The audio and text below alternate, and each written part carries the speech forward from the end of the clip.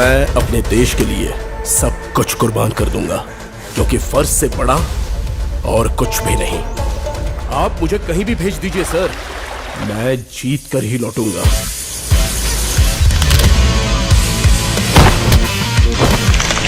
Sir हमें reason अभी तक नहीं पता क्यों, लेकिन पैटर्न बहुत ज्यादा डिस्टर्बिंग है सर।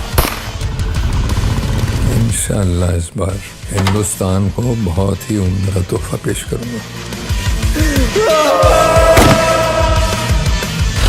हमें एक लंबे सफर पर जाना है। मुझे लगता है कि ये लोग कुछ बहुत बड़ा अटैक प्लान कर रहे हैं। ये हिंदुस्तान के लिए सबसे बड़ा झटका है। मामला सीरियस है, कुछ बड़ा होने ही वाला है। जब मुझे डिपार्टमेंट की सख्त जरूरत थी तो सबने मुझे गद्दार बोलकर छोड़ दिया था।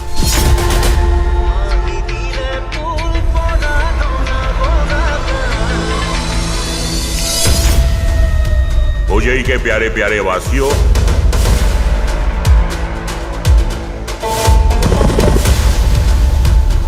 अब होगा जंग का ऐलान। अंदर घुस के मारना पड़ेगा। मुझको है जुनून आज लड़ने